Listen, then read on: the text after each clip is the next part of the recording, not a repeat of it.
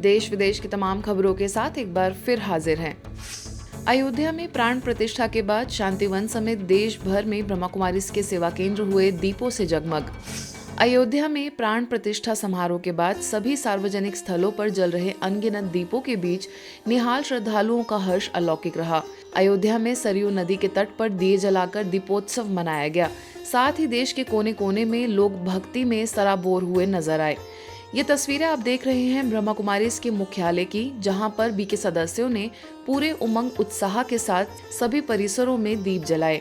इसके अलावा देश भर में ब्रह्मा कुमारीज के सेवा केंद्रों पर भी अलग ही माहौल देखने को मिला। गुजरात के राजकोट स्थित पंचशील सेवा केंद्र पर विशेष फूलों की सजावट दिखी। बच्चों द्वारा सांस्कृतिक प्रस्तुतियां दी गईं, तो वहीं स्वयं श्री राम चैतन्य झांकी के रूप में झूमते नजर आए। वरिष्ठ राजयोग शिक्षिका बीके अंजू समेत सैकड़ों बीके सदस्यों ने मिलकर खुशियां मनाई। वहीं महाराष्ट्र की बात करें तो नागपुर में भी नागपुर सब जोन प्रभारी बीके रजनी, सह प्रभारी बीके मनीषा, राजयोग शिक्षिका बीके दमयंती समेत सभी बीके बहनों एवं बीके सदस्यों ने दीप जलाए। साथ ही संगठन में योग साधना कर पूरे विश्व को शांति का दान दिया एवं अयोध्या में राम मंदिर के प्राण प्रतिष्ठा की सभी को बधाइयां दी।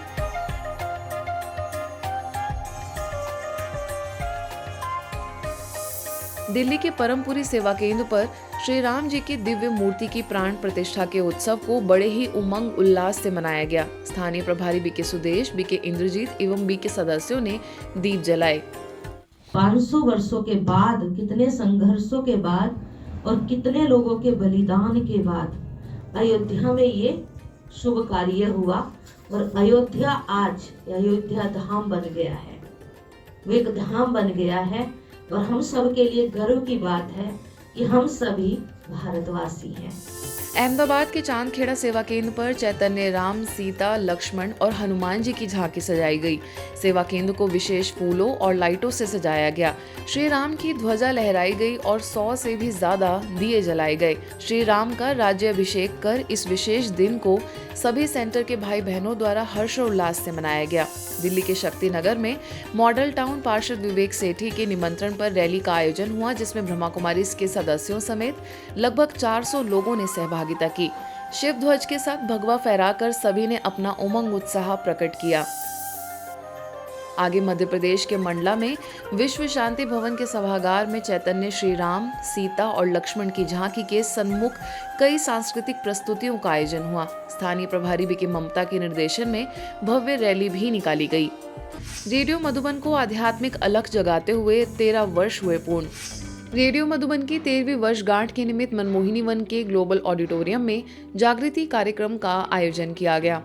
इस अवसर पर मुख्य रूप से ब्रह्मा कुमारीज की संयुक्त मुख्य प्रशासिका राजयोगिनी बीके सुदेश, रेडियो मधुबन के डायरेक्टर एवं मीडिया प्रमुख BK Karuna, CRPF mount Abu से deputy inspector general Sudhanshu Singh, radio station head BK Yashwant, radio Madhuban community society के सेक्रेटरी बीके ललित समेत कई लोग उपस्थित रहे। सभी ने रेडियो मधुबन द्वारा आदिवासी समुदाय में हो रही आध्यात्मिक जागरूकता, सामाजिक कुरीतियां एवं महिलाओं की हिंसा को कम करने के प्रयासों समेत अन्य कई कार्यक्रमों की जमकर सराहना की। रेडियो मधुबन सुनते रहो, मुस्कराते रहो।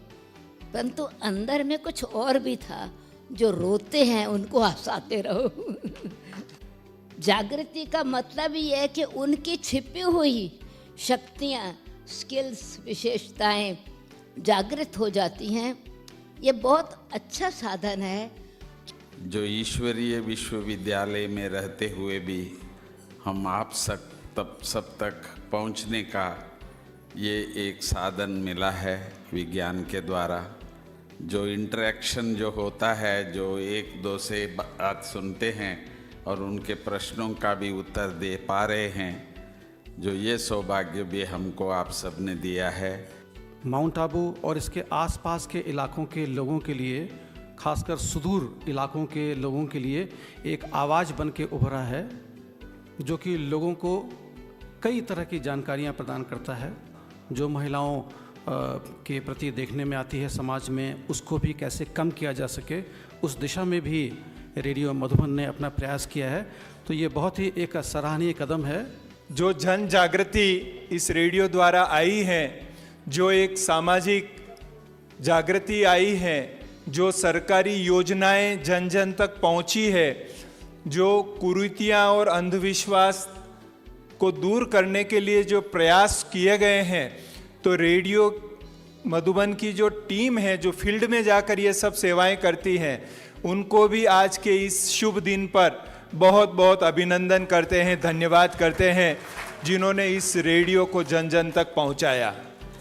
इस कार्यक्रम के दौरान रेडियो मधुबन को पूरी दुनिया में सुनने के लिए एप्पल फोन इस्तेमालकर्ताओं के लिए एक मोबाइल ऐप तथा तमिल भाषा के आध्यात्मिक कार्यक्रमों के लिए ऑनलाइन रेडियो ऐप अमुद मलई का भी उद्घाटन हुआ। इसके पश्चात ब्रह्मा कुमारी सूचना केंद्र हेलो ब्रह्मा कुमारीज का शुभारंभ भी किया गया, जिसमें इस सेवा के द्वारा पूरे भारत के टेलीफोन उपयोगकर्ता फोन के माध्यम से ब्रह्मा कुमारी से संबंधित सूचनाएं प्राप्त कर सकते हैं।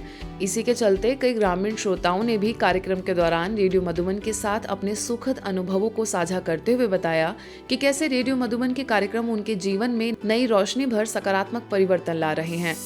भारत देश की परंपरा रही है, जो हमें पोषित करते हैं वो माता तुल्य हैं। ठीक वैसे ही जैसे माता संतान को जन्म देती है, रक्षा करती है, उसी प्रकार धरती से भी हम अनाज और अन्य जीवनदायिनी वस्तुएं ग्रहण करते हैं। इस प्रकार धरती भी हमें माता की तरह पोषित करती है। इसकी रक्षा हमारा प्रथम कर्तव्य होना चाहिए।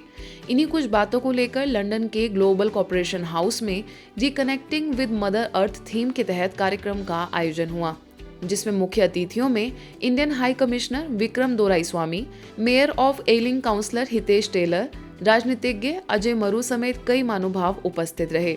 मुख्य वक्ता के तौर पर ब्रह्मा कुमारीज की अतिरिक्त मुख्य प्रशासिका राजयोगिनी बीके जयंती दीदी ने विषय पर चर्चा करते हुए सभी को आध्यात्मिकता से जुड़ने का आह्वान किया।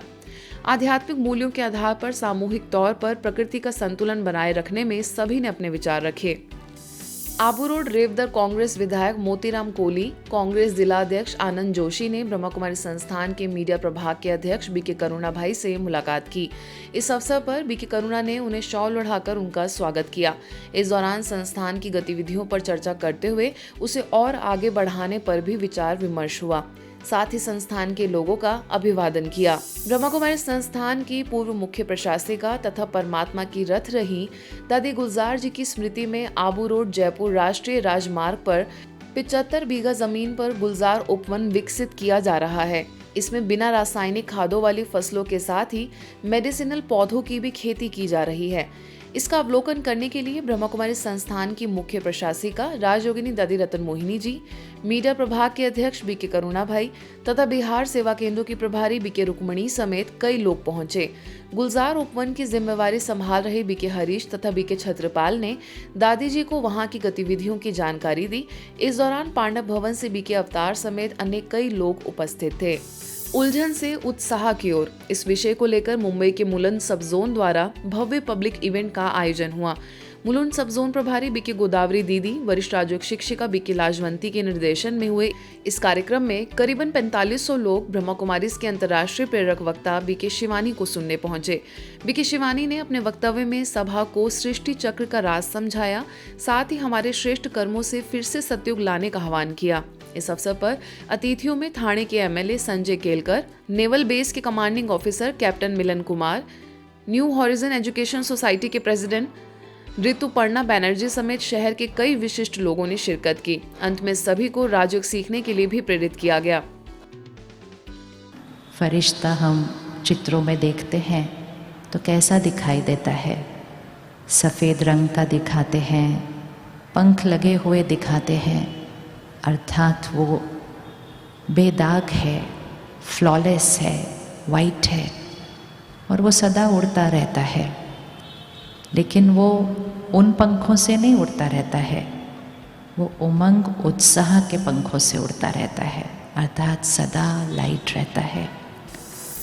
इसी तरह आगे मुंबई के कल्याण में भी श्रेष्ठ विचार सफलता का आधार विषय पर बीके शिवानी ने सभा को संबोधित किया। इस अवसर पर पंचायत राज्य मंत्री कपिल पाटिल, सैकड़ों की संख्या में शहर के गणमान्य लोग और स्थानीय जनमानस कार्यक्रम का लाभ लेने पहुंचे। कल्याण क्षेत्र में ब्रह्मा कुमारीज के सेवा केंद्रों की प्रभारी बीके अलका के निर्देशन में यह आयोजन सफल रहा। हमारा जीवन जिस तरह से हम लोग जीते हैं, तो हर एक इंसान में जितने भी हमारे विटामिन है, ए बी सी डी,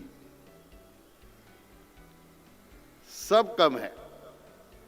और आजकल आदमी ज़्यादा से ज़्यादा यम विटामिन के पीछे भागते रहता है, इसलिए विटामिन कम होते हैं। लेकिन दीदी में वो शक्ति है, ये सारे विटामिन को अगर हमारे अंदर लाना है तो इनके विचारों में एक आर विटामिन है जो रिलैक्स करता है हमको। परमपिता परमात्मा का स्वागत है। आपकी वाणी उस परमपिता परमात्मा की वाणी है। आप वही संदेश संसार को दे रहे हैं जो संदेश परमात्मा ने इस सृष्टि पर आकर के हम सब मानव को देव बनाने के लिए दिया है। तो जीवन के भी 4 स्तंभ होते हैं। एक होता है मानसिक स्वास्थ्य, मन की स्थिति। दूसरा होता है शारीरिक स्वास्थ्य। तीसरा होता है संबंध। और चौथा होता है वो जो हम बनते हैं, कमाते हैं। ये हमारे 4 पहलू हैं जीवन के। आज के बुलेटिन में बस इतना ही। देश विदेश के अन्य खबरों के लिए देखते रहिए मधुबन न्यूज़।